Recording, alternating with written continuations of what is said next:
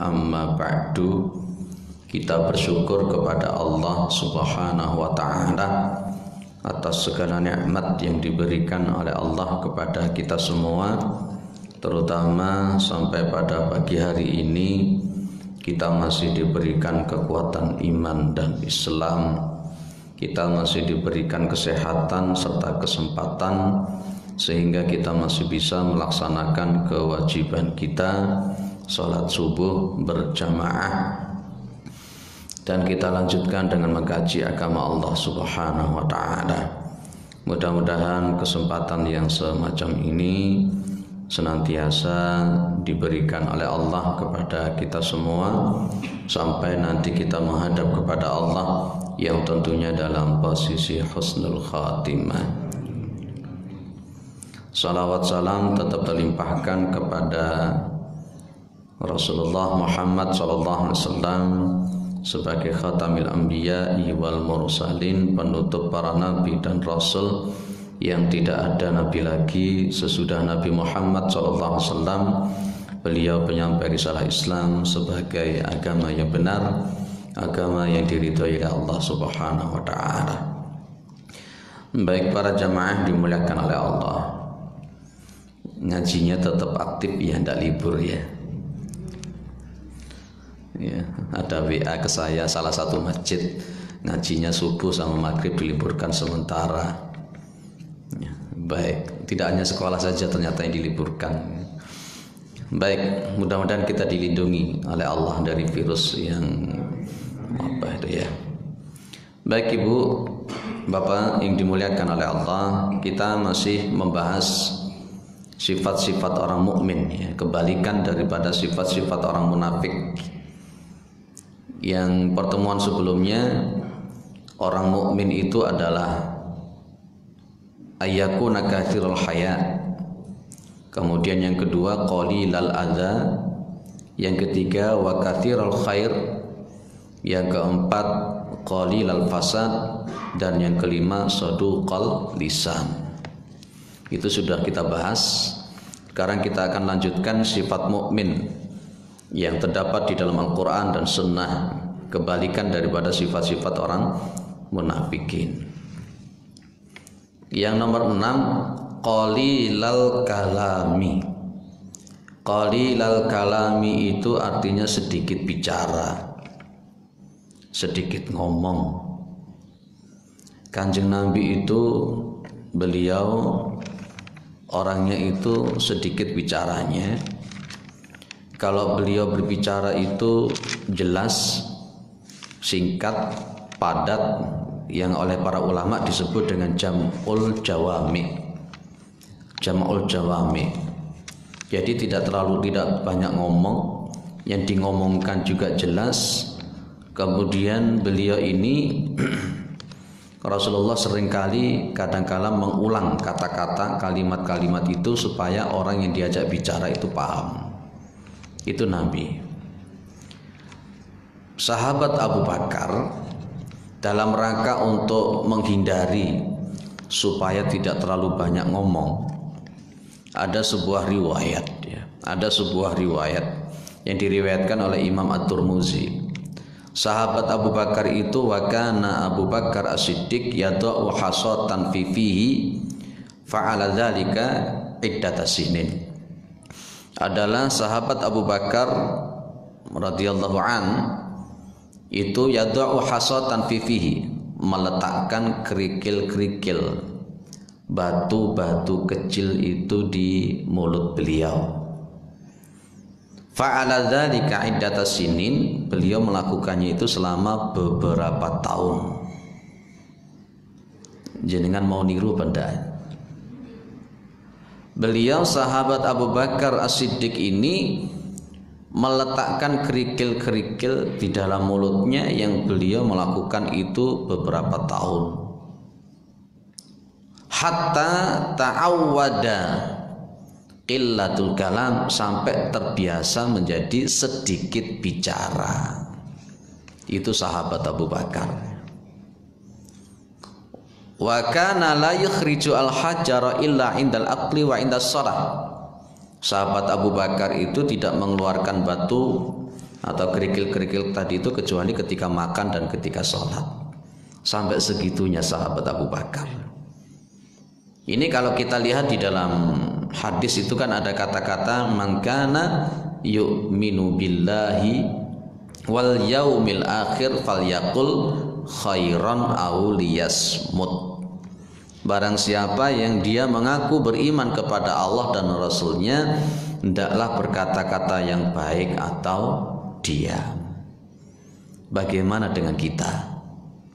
Kadangkala kita ini Masya Allah ngomongi wakeh, sembarang dikomentari, apapun itu dikomentari, termasuk di media sosial. Mungkin ininya nggak ngomong, tapi ininya itu Masya Allah.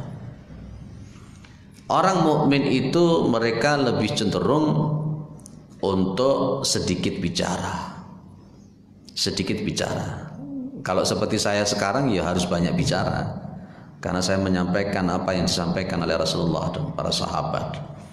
Banyak bicara itu boleh dalam konteks tertentu, tapi dalam konteks normal ini kita sebagai orang mukmin itu qalilal kalam, ngomongnya yang baik, ngomongnya yang benar, ngomongnya yang lemah lembut. Nanti dalam Al-Quran ada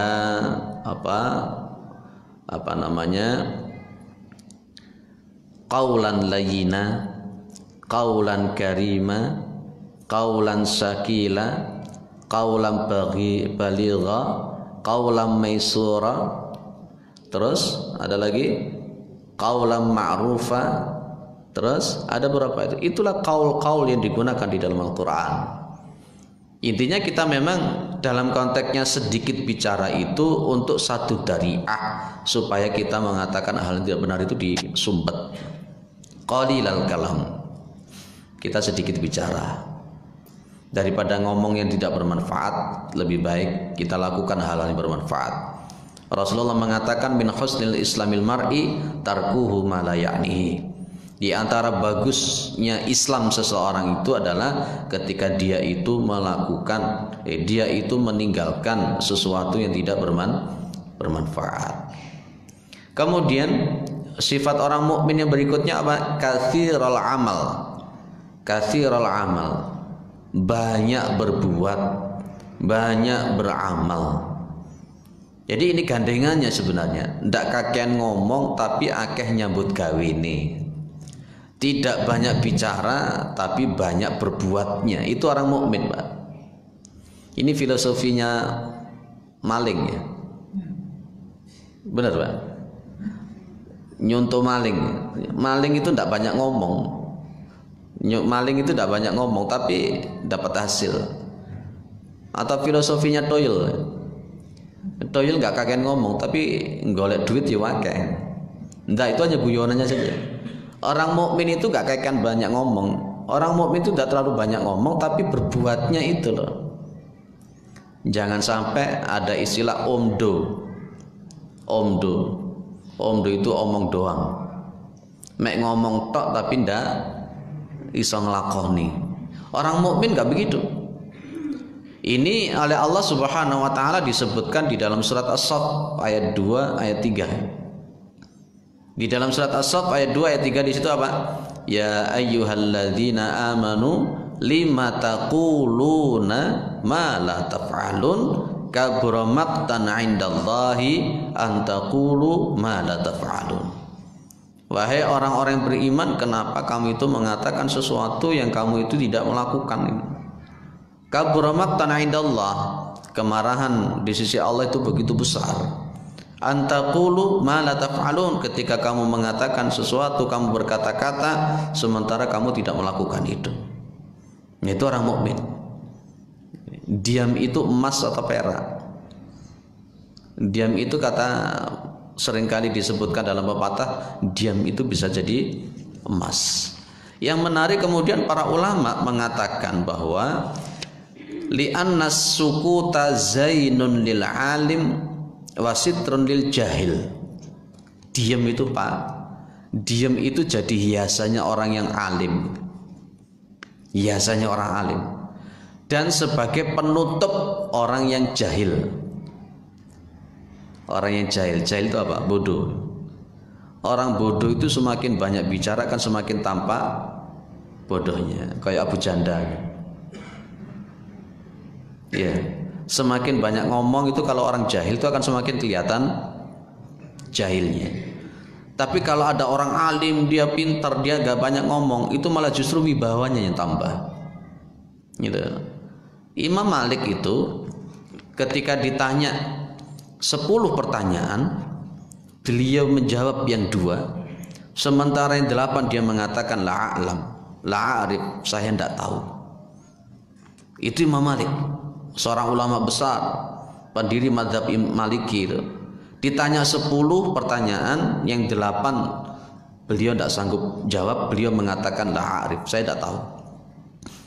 Coba bandingkan dengan orang sekarang, tidak tahu tapi mengatakan tahu, yang akhirnya kemudian yang oleh Rasulullah di akhir zaman nanti akan muncul era Ruwaibidah. Era Ruwaibidah itu orang yang tidak paham dengan masalah agama tapi berani bicara tentang masalah agama, bicara agama, tapi dia sebenarnya tidak punya kompetensi tentang masalah agama. Akhirnya dhallu wa adhallu, kata Rasulullah. Maka diam itu menjadi apa? Diam itu menjadi hiasan orang-orang yang alim dan penutup bagi orang-orang yang jahil. Wis meneng wae. Kalau kita memang tidak ngerti, diem. Kalau kita tidak tahu perkaranya, lebih baik diem. Termasuk di media sosial, kalau kita tidak tahu perkaranya, lebih baik tidak perlu berkomentar. Kadang-kadang apalagi zaman-zaman yang sekarang ini, waduh pinter. Musuh-musuh Allah di dalam mengadu domba umat Islam itu pinter. Ya, lewat media sosial gitu. Kita sedikit bicara, banyak berbuat. Sedikit bicara, banyak berbuat. Kemudian berikutnya sifatnya orang mukmin itu qalilaz zalal atau qalilal zilal. Ada alif lam, qalilaz zalal atau qalilaz zilal. Orang mukmin itu sedikit terpelesetnya. Apa sedikit terpeleset itu? Orang mukmin itu berusaha semaksimal mungkin untuk menghindari maksiat. Semaksimal mukmin. Dhaharul minha wa ma baton. Ada dhahara minha wa ma baton. Berusaha semaksimal mungkin terpeleset itu betul-betul dihindari. Zalal di sini maksudnya diantaranya adalah maksiat. Atau kalau Rasulullah pernah mengatakan la yuldahu mu'minun marratain, la yuldahu mu'minun marratain. Seorang mukmin itu tidak disengat, tidak dientup untuk yang kedua kalinya. Maksudnya apa itu? Bagi orang mukmin, pas ketika dia itu sudah mengalami sebuah pengalaman, maka pengalaman yang dia alami yang pertama itu akan menjadi ibrah, hikmah bagi dia. Kalau ada orang kemarinnya lewat di situ kemudian dia kecemplung itu, ya jatuh di situ. Besoknya lagi lewat di situ, jatuh lagi. Besoknya lagi lewat di situ, jatuh lagi. Berarti tidak mengambil pengalaman yang berikut, yang sebelumnya. Orang mukmin itu tidak seperti itu. Orang mukmin itu akan sanggup untuk mengambil ibrah, hikmah dari kejadian-kejadian sebelumnya. Sebelum ada istilah pengalaman itu adalah menjadi guru terbaik. Experience is the best teacher. Sebelum muncul yang semacam itu, Rasulullah sudah mencanangkan la yuldahu mu'minun marratain, bahwa seorang mukmin tidak akan mungkin tersengat 2 kali. Orang mukmin tidak akan mungkin jatuh di tempat yang sama untuk yang kedua kalinya. Nah, ini seorang mukmin itu berusaha semaksimal mungkin dia tidak sampai terjatuh untuk yang kedua kalinya. Qalilaz zalal, menghindari maksiat, menghindari masalah-masalah yang menjerumuskan kepada hal-hal yang tidak benar. Berpikir, maka disitulah ada wal tandur nafsum ma qaddamat lighad. Lanjutkan. Sifat mukmin yang berikutnya adalah qalilal fudul. Fudul itu seperti kata israf. Kalau orangnya namanya musrif, maka Allah mengatakan innallaha la yuhibbul musrifin. Allah itu tidak menyukai orang-orang yang berlebih-lebihan. Orang mukmin itu berusaha semaksimal mungkin untuk tidak menjadi orang yang berlebih-lebihan.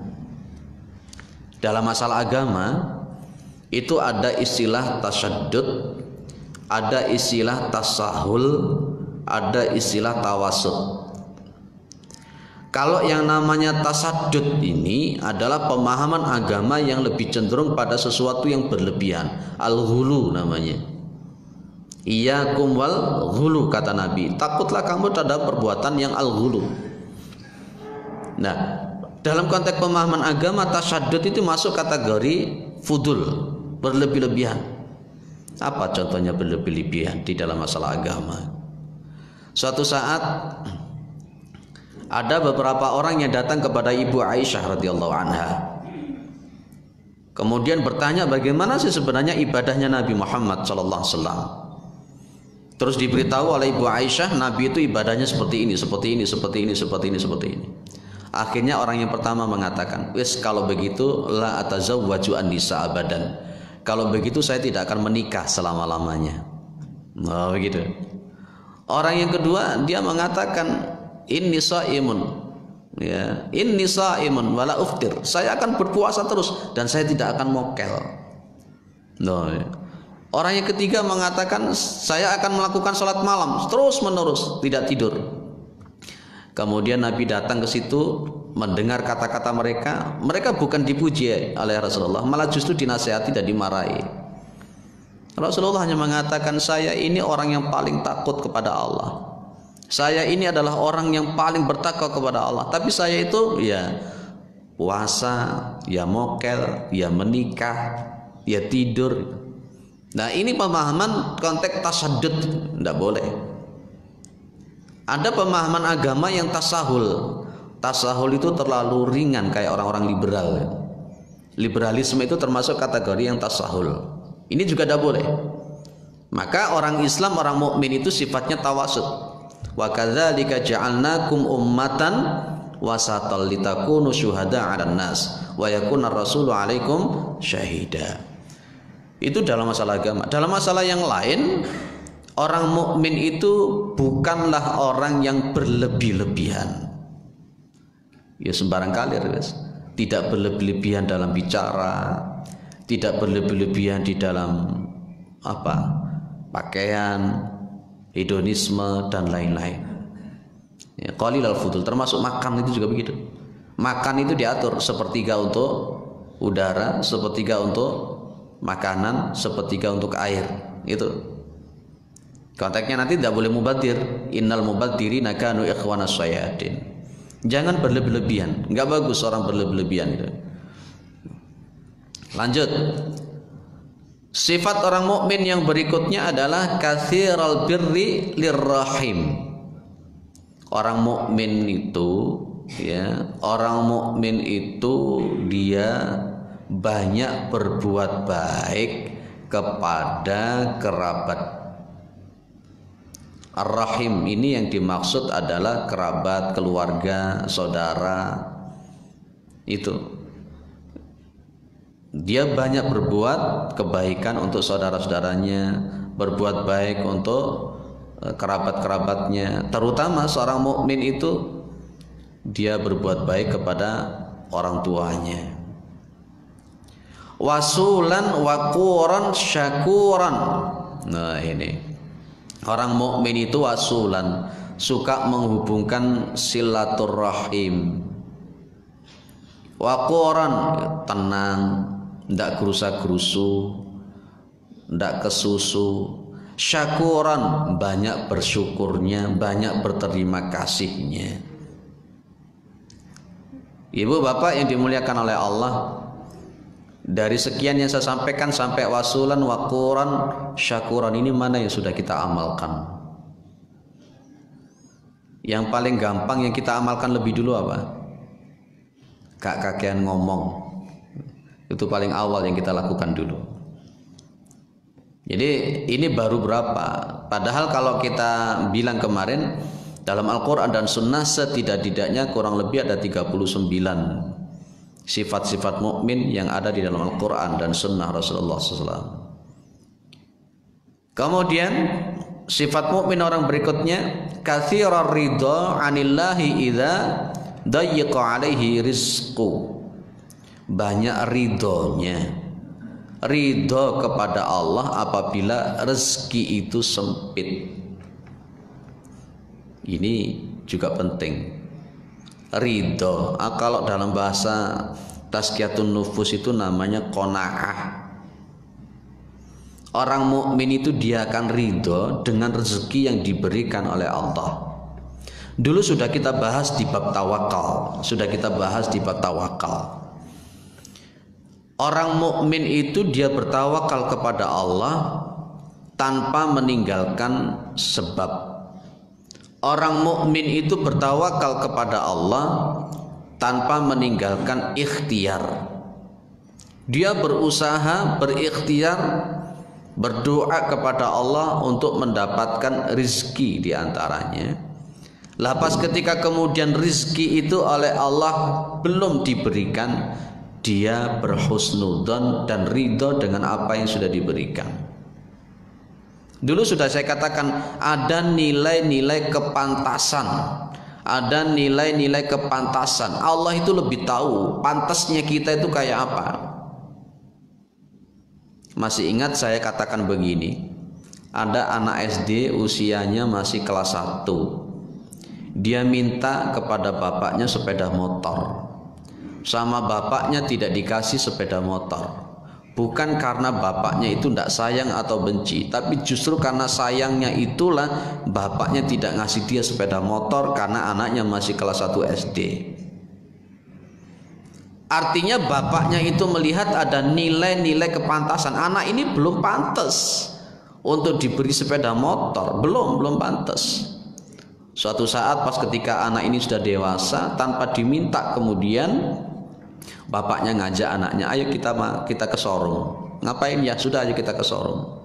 Tidak hanya diberikan sepeda motor, tapi oleh Allah diberikan mobil. Nah itulah. Dalam konteksnya di sinilah orang-orang mukmin ini dia adalah orang-orang yang katsirar ridho. Ridho. Ada hukum syar'i, ada hukum qadari yang dulu saya sampaikan. Kalau hukum qadari itu berarti hukum-hukum yang berkenaan dengan masalah nasib manusia. Kita harus ridho di sini. Nilai-nilai kepantasan, nilai-nilai kepantasan yang diberikan oleh Allah. Yang lebih tahu tentang kebutuhan kita itu Allah. Yang lebih tahu kita ini pantas atau tidak itu Allah. Kita tidak boleh suudzon sama Allah. Kita sudah doa berkali-kali minta rezeki kepada Allah, tapi oleh Allah masih dibatasi, tidak diberikan. Kita husnudzon. Mungkin kita belum pantas. Yang kedua, mungkin kita belum butuh. Maka muncullah qanaah. Jangan sampai kemudian seperti di dalam surah Al-Fajr itu, wa ammal insanu idza mabtalahu fa akramahu wa na'amahu fayaqulu rabbi akraman wa amma idza mabtalahu faqadara alaihi rizqahu fayaqulu rabbi ahanan. Ini adalah karakter orang yang menaruh kemuliaan. Semua diukur kemuliaan itu dengan harta. Lek duitnya akeh berarti mulia, kalau uangnya tidak banyak berarti tidak mulia. Bukan begitu yang dipahami oleh orang-orang bermukmin. Orang mukmin itu dia akan mengatakan inna akramakum indallahi atqakum. Sesungguhnya orang yang paling mulia di sisi Allah itu orang yang bertakwa, bukan dari sisi hartanya. Maka karena konteksnya seperti itulah ketika orang mukmin itu rezekinya itu oleh Allah dibatasi, dia akan ridho. Dia husnudzon kepada Allah. Nah, itu orang mukmin yang benar. Kalau ada orang mukmin itu senantiasa suudzon sama Allah, tidak ridho dengan rezeki yang diberikan oleh Allah, maka sifat-sifat mukmin itu sudah mulai hilang dalam dirinya. Tapi bukan berarti kemudian ada kata-kata nerimo ing pandum. Itu dalam konteksnya kemudian kita agak berusaha wis nerimo ing pandum baik. Nerimo ing pandum dalam konteks yang kayak apa yang dimaksud dengan nerimo ing pandum itu? Saya katakan tadi, tetap kita ada usaha, tetap kita ada doa, tetap kita ada ikhtiar. Ketika Allah memutuskan sesuatu, rezeki kita dibatasi oleh Allah, maka kita itu tetap ridho. Saya kaitkan dengan akidah kita. Kita kalau ikrar itu raditu billahi rabbah, betul ya, wabil islami dina, wabi muhammadin nabiyya wa rasulah. Di situ ada kata-kata raditu billahi rabbah. Aku ridho Allah itu sebagai Tuhan. Sebenarnya yang ngatur itu kita atau Allah yang mengatur kita? Itu kan sebenarnya gitu. Allah itu Al-Khaliq, Al-Malik, Al-Mudabbir. Allah yang menciptakan, Allah yang menguasai, yang memiliki, dan Allah yang ngatur. Maka kalau Allah Subhanahu wa taala itu mengatur, Allah membatasi rezeki yang sudah diberikan itu kepada kita semua, itu sesuatu yang terbaik sebenarnya. Saya yakin itu. Ayatnya apa ibu bapak? Wa asa an takrahu syai'an fahuwa khairul lakum. Barangkali sesuatu yang kamu itu tidak suka, malah justru itu yang terbaik. Ini ayatnya gampang bunyinya, tapi pengamalannya. Tapi saya yakin jenengan semua bisa dengan izin Allah. Wa asa an takrahu syai'an fahuwa khairul lakum. Barangkali sesuatu yang kamu tidak suka itu justru yang terbaik untuk kalian. Wa asa an tuhibbu syai'an fahuwa syarrul lakum. Barangkali sesuatu yang kamu suka malah justru itu yang terjelek untuk kalian. Kita dikasih uang banyak itu yang terbaik atau yang terburuk? Kita ini dikasih uang oleh Allah, dikasih uang oleh Allah buahnya, itu yang terbaik atau yang terburuk untuk kita? Halo? Jenengan ngomongin yo api, soalnya kepingin duit akeh. Lepas ketika jenengan itu rezekinya disyaratkan oleh Allah, itu yang terbaik atau yang terburuk? Terburuk lah jenengan ya. Masya Allah. Kita ini tidak ngerti maksud dari Allah itu apa, maka kita husnudon, titik akeh tetap bersyukur. Makanya di atas tadi apa? Di atas tadi adalah wasulan wakulan syakuran. Orang mukmin itu banyak bersyukurnya. Akeh ya alhamdulillah, sedidik ya alhamdulillah. Nggak gampang mengeluh, nggak gampang ngeresullah, nggak gampang menjustifikasi takdir Tuhan Allah Subhanahu wa taala. Justru dihiasi dengan ridho dengan keputusan Allah Subhanahu wa taala. Clear? Ya. Sudah berapa yang kita bahas? Sedikit bicara, banyak berbuat, sedikit terpelesetnya menjauhi maksiat, sedikit berlebih-lebihan atau menghindari berlebih-lebihan, banyak berbuat baik kepada kerabat, menyambung silaturahim, tenang dan banyak bersyukur, serta banyaknya ridho dengan rizki yang dibatasi oleh Allah Subhanahu wa taala. Ini masih banyak, mungkin ada yang perlu didiskusikan dulu biar enak dua arah.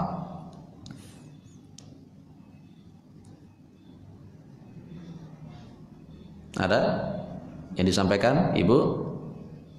Kira-kira Ibu kalau ditanya ngajinya apa itu tahu tidak? Bapak-bapak tadi kalau pulang ditanya ibunya, Pak tadi ngajinya apa isinya?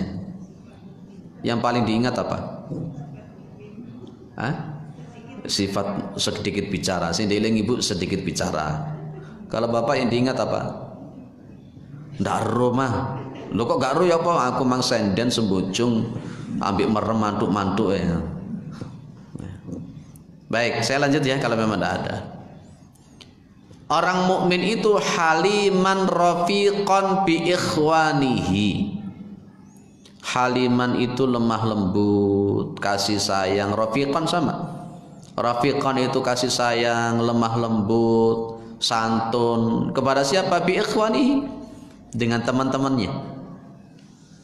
Kalau dalam bahasa Al-Qur'an adalah asyidda'u 'alal kufar wa ruhama'u bainahum.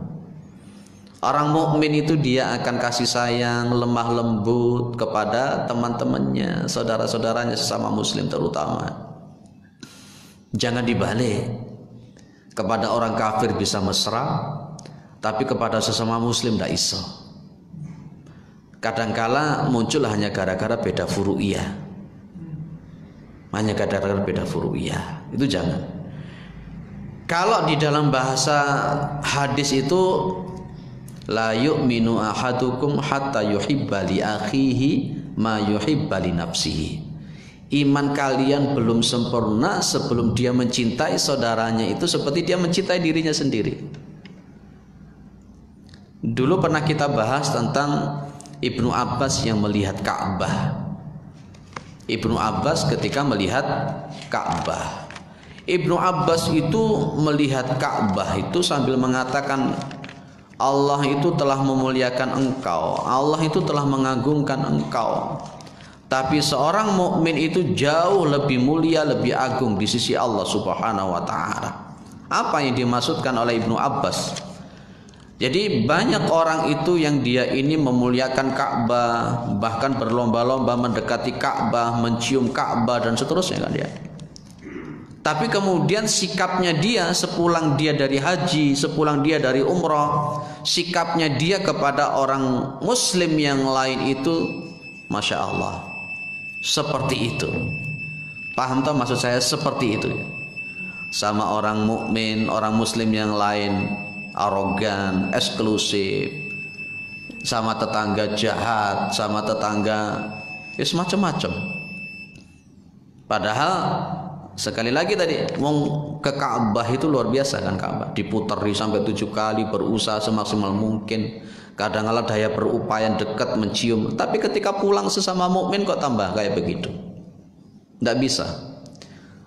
Sering kali saya katakan perbedaan itu sudah menjadi sunnatullah sampai nanti hari kiamat. Kita akan menginginkan orang itu sama dengan kita, tidak akan bisa. Di dalam masalah fikih akan muncul berbagai macam perbedaan. Justru yang harus kita pahami kalau dalam bahasa seperti ini adalah haliman rahiman bi ikhwanihi, kasih sayang, lemah lembut kepada sesama muslim, sesama saudaranya. Makanya saya sepakat dengan Ustadz tadi Hidayat ya, sepakat dengan beliau, dengan ulama-ulama yang lain sepakat. Kalau melihat orang yang berbeda dengan kita itu, jangan hanya dilihat dari sisi kekurangannya saja. Jangan dilihat dari kekurangan saja. Kita melihat teman-teman kita jamaah tabligh umpamanya, kita melihat teman-teman kita Nahdlatul Ulama umpamanya, kita melihat kepada teman-teman kita Salafi, Muhammadiyah dan lain-lain. Jangan hanya melihat pada konteks perbedaannya saja. Lihat persamaannya, dan kita di situ perlu untuk belajar kenapa kok bisa berbeda, apa, di mana letaknya kok bisa membuat berbeda. Yang satu kunut, yang satu tidak kunut. Kenapa kita harus terus bertengkar dan terus mentahdir. Imam Asy-Syafi'i kunut, Imam Ahmad bin Hambal itu pernah ditanya. Imam Ahmad bin Hambal pernah ditanya, ya Imam Ahmad, bagaimana saya ini, kan saya gak kunut. Imam Ahmad mengatakan bahwa sholat subuh tidak perlu kunut. Terus kemudian Imam Ahmad ditanya, wahai Imam Ahmad, bagaimana kalau umpamanya kita nanti ketemu dengan orang yang berkunut, kita bermakmum kepada orang yang berkunut. Imam Ahmad hanya mengatakan, ikuti imam itu dalam kunut. Itu Imam Ahmad. Itu Imam Ahmad, ikuti imam dalam berkunut. Itu Imam Ahmad. Bagaimana dengan kita? Kalau saya lihat di YouTube itu Masya Allah, kunut bid'ahkan, disesat-sesatkan. Saya juga bingung dari mana konteksnya semacam ini. Imam Asy-Syafi'i mensunahkan kunut. Imam Ahmad mengatakan kalau memang kita kemudian di belakang itu ada orang yang kunut, silakan diikuti, tidak apa-apa. Itu adalah furu'iyah, masalah furu'iyah, dan tidak membatalkan salat. Di sini kita harus perlu imbang. Kita berimbang. Ada orang yang sampai tidak mau ikut berjamaah subuh gara-gara tidak ada kunut, ada. Ketika haji di sana pun juga tidak mau salat di Masjidil Haram gara-gara tidak ada kunutnya. Ini juga tidak benar. Tidak benar. Ada yang kedua, membid'ahkan kunut. Nah, ini kita harus berimbang. Kita bukan dua-duanya, kita tengah-tengah. Ya monggo lah. Kalau memang kita kemudian kunut, silakan.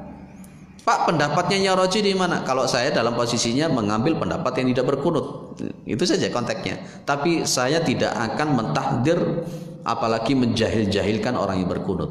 Bukan begitu caranya. Bukan begitu caranya. Saya memandang jamaah tablik, saya tidak melihat pada konteks fadhailul a'malnya. Saya melihat pada nilai-nilai lebihnya. Ada sesuatu yang kadangkala tidak bisa kita raih dalam rangka untuk mengislamkan orang. Mereka sanggup untuk ke sana kemari, masuk ke pelosok-pelosok, masuk ke anak-anak pang, masuk ke anak-anak apa itu, dimasuki oleh mereka seret. Saya melihat nilai lebihnya. Saya sepakat dengan Ustadz Khalid Basalamah.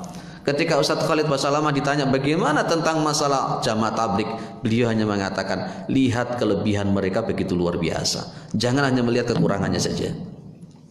Nah, inilah yang saya maksud, supaya kita bisa masuk kategori halimqan bi ikhwanihi kita, sehingga kita tidak gampang sedikit-sedikit kalau bukan kelompok saya berarti sesat. Tidak begitu kita.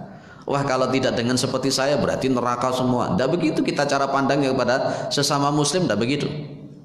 Kita memandang kepada sesama muslim, dia orang Allah beriman, dia orang Islam, dia bersyahadat. Mungkin ada perbedaan. Perbedaan itu apanya kira-kira? Tapi kalau perbedaan itu dalam konteks akidah seperti yang dilakukan oleh Syiah Rafidhah, saya tidak tolerir. Dengan Syiah Rafidhah saya tidak bisa tolerir. Itu perbedaan yang sudah pokok. Saya pun juga tidak akan mentolerir bagi orang yang mengatakan bahwa LGBT itu halal. Ini bukan perbedaan berarti ini. Ini sudah pada kategori kemungkaran, sudah kemungkaran, bukan perbedaan. Maksud mengatakan laki-laki sama laki-laki itu boleh nikah. Loh, ini sudah bukan perbedaan model begini ini. Bukan perbedaan. Ya, ada yang mengatakan kemudian jilbab itu tidak wajib lah. Ini kalau seperti ini saya tidak tolerir, karena ini semua ulama sudah sepakat tentang masalah seperti itu. Jadi ada perbedaan yang boleh, ada perbedaan yang tidak diperbolehkan. Lah, perbedaan-perbedaan yang diperbolehkan masalah furu'iyah ini loh, kita halus haliman rafiqan bi ikhwanihi, lemah lembut, santun, kasih sayang kepada sesama muslim. Clear ya? Sudah 8 sifat mukmin yang saya bahas pada pagi hari ini. Pak, insya Allah pada pertemuan berikutnya kita akan bahas sikap mukmin yang berikutnya, insya Allah. Cukup? Ibu, ada yang disampaikan? Tidak ada. Mudah-mudahan bermanfaat. Mudah-mudahan kita bisa berakhlak mukmin yang benar sesuai dengan Al-Quran dan Sunnah Rasulullah Muhammad SAW. Mudah-mudahan kita adalah orang-orang diridhai oleh Allah Subhanahu Wa Taala. Mudah-mudahan kita ini adalah orang-orang yang husnul khatimah. Mudah-mudahan kita dimasukkan dalam surganya Allah Subhanahu Wa Taala. Dan mudah-mudahan dalam situasi yang cukup genting saat ini, ada musibah, ada virus corona dan lain-lain, kita dilindungi oleh Allah Subhanahu Wa Taala. Keluarga kita juga dibentengi, keluarga kita juga betul-betul dilindungi oleh Allah Subhanahu Wa Taala. Mudah-mudahan keluarga kita adalah sakinah mawaddah warahmah. Mudah-mudahan anak-anak kita adalah anak-anak yang saleh dan salihah. Mudah-mudahan negara kita senantiasa dilindungi oleh Allah, diamankan oleh Allah, menjadi negara yang baldatun thayyibatun wa rabbun ghafur. Subhanakallahumma wa bihamdika asyhadu an la ilaha illa anta astaghfiruka wa atubu ilaik. Assalamualaikum warahmatullahi wabarakatuh.